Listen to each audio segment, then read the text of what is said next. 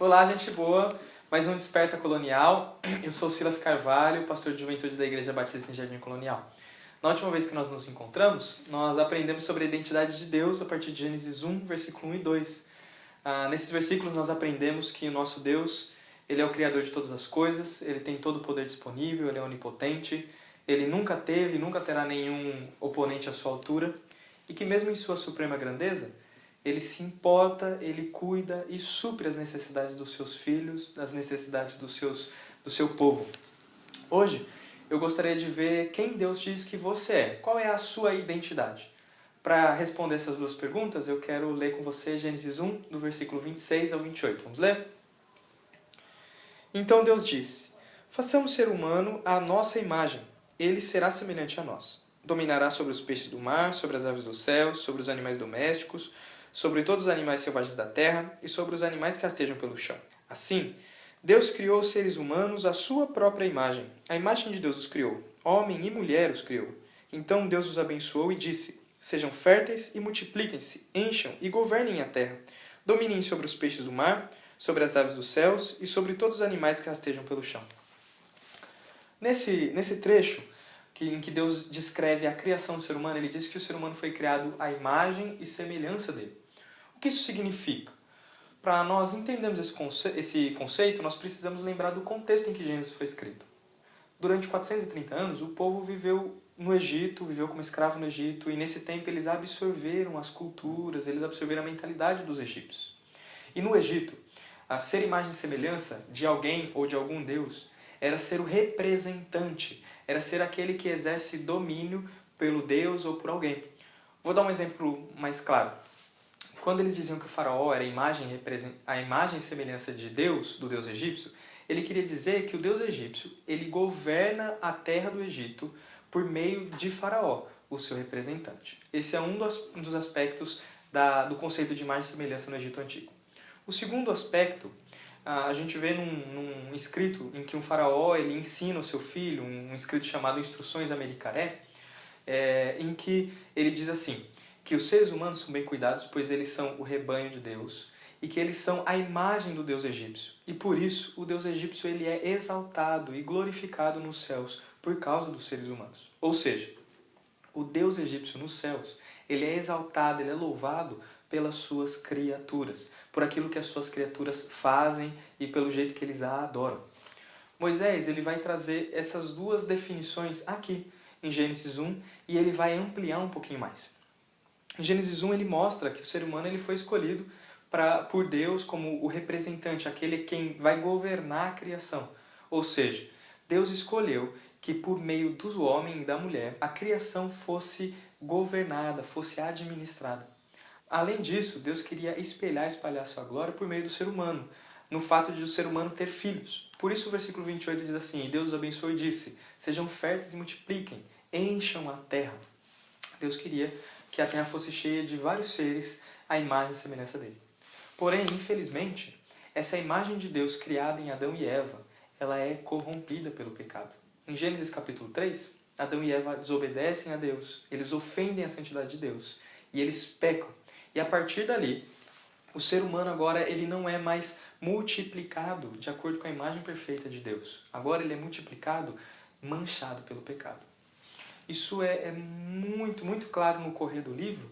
E a primeira coisa que a gente percebe de que o pecado se instalou e o pecado agora faz parte da existência humana é a existência da morte. Deus disse, por causa do pecado, você, Adão, que é pó, agora do pó você vai voltar. Gênesis 5 parece um obituário, né? O obituário de Gênesis. Diz assim, tal pessoa viveu tantos anos e morreu. Tal pessoa viveu tantos anos, teve tantos filhos e morreu. E morreu, e morreu. E tudo isso por causa do pecado.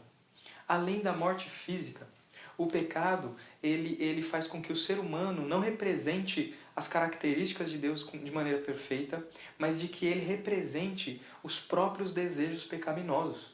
E aí a gente vê irmão matando irmão, nós vemos várias coisas ruins no livro de Gênesis e tudo isso fruto do pecado. Essa é a nossa realidade hoje. Eu e você, nós somos seres humanos, somos dignos por sermos imagem e semelhança de Deus. Porém, nós fomos manchados pelo pecado. E isso explica o porquê, às vezes, você tem dificuldades de demonstrar carinho para as pessoas às quais você mais ama, ou o porquê você vive em tanto conflito dentro da sua casa, ou você vê conflito e egoísmo nas pessoas que te cercam.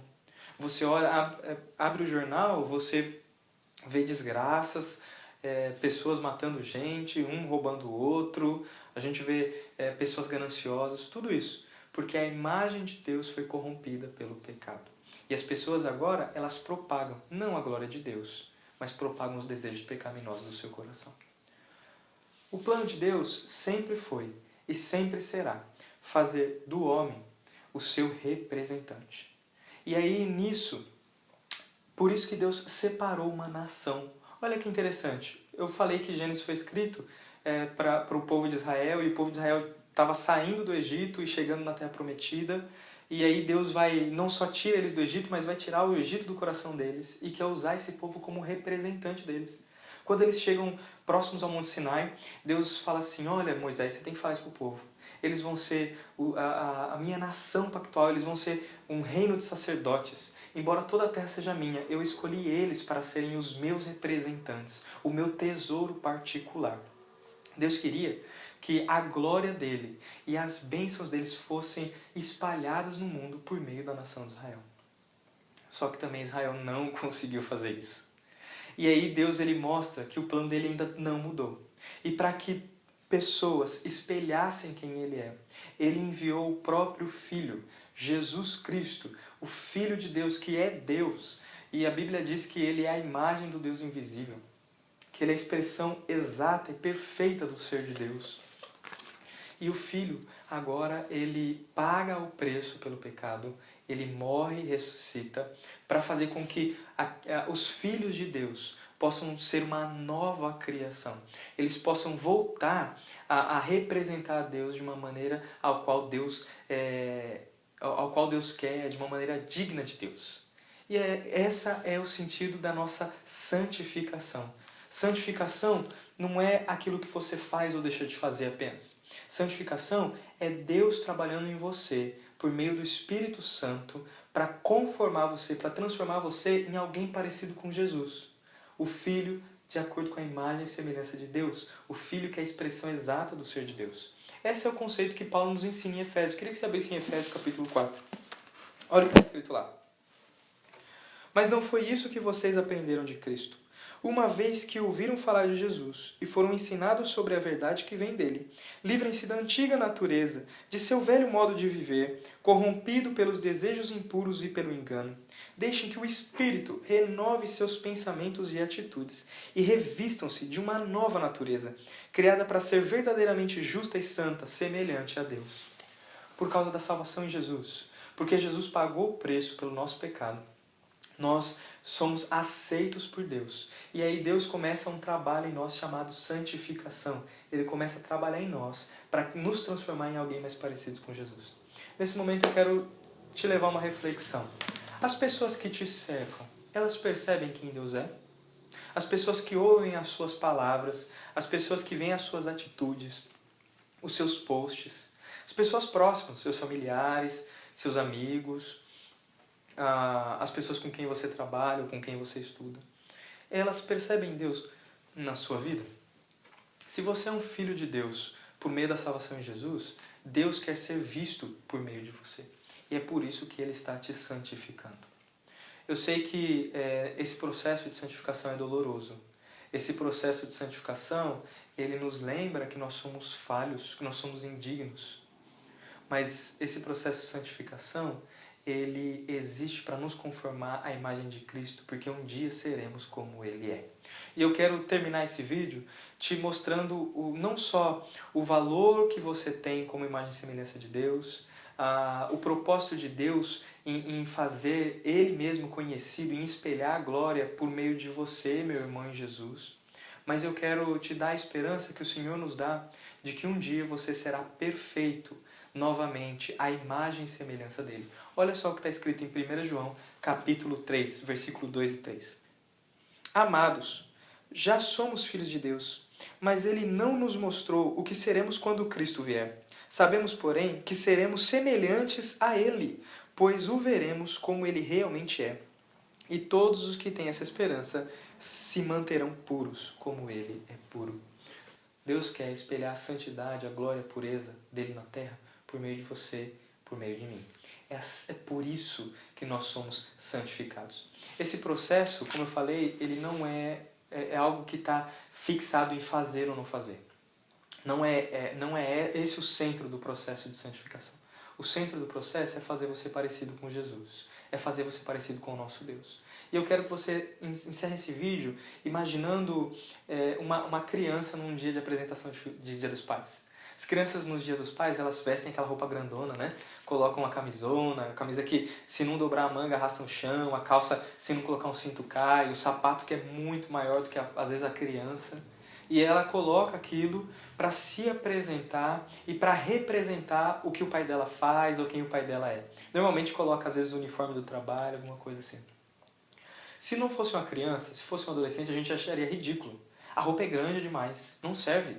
Ele precisa pôr um cinto, que senão a calça cai. Precisa dobrar, porque senão a manga arrasta no chão. O bolso da camisa, em vez de estar aqui, fica debaixo da barriga. É um negócio muito estranho. Sabe por quê? Porque não serve. Aquela roupa ainda não serve. Esse é a realidade do nosso processo de santificação. Enquanto estamos na terra, o nosso Deus, Ele, por meio do Espírito Santo, Ele vai nos transformar em pessoas mais parecidas com Ele. A roupa de Deus em nós ainda não serve. Ainda não serve. Mas, de acordo com o que lemos em 1 João, um dia ela servirá. O Senhor hoje está nos fazendo crescer a imagem de Jesus, para que no céu a camisa, a calça e o sapato dele sirvam em nós. Esse é o processo em que você está. Nesse momento, eu quero orar pedindo para que Deus use você para representá-lo. E para que isso seja possível, eu quero orar para que Deus nos santifique, nos transforme em pessoas que fogem do pecado, não pessoas que buscam representar os desejos pecaminosos deste mundo. Vamos orar? Senhor, nós cremos que o seu propósito é espelhar e espalhar a tua glória nesse planeta. E o Senhor quer usar pessoas, mesmo que pecadoras como nós. E para que isso seja possível, o Senhor deu tudo o que tinha. O Senhor entregou o próprio Filho, o Senhor Jesus, para morrer pelos nossos pecados.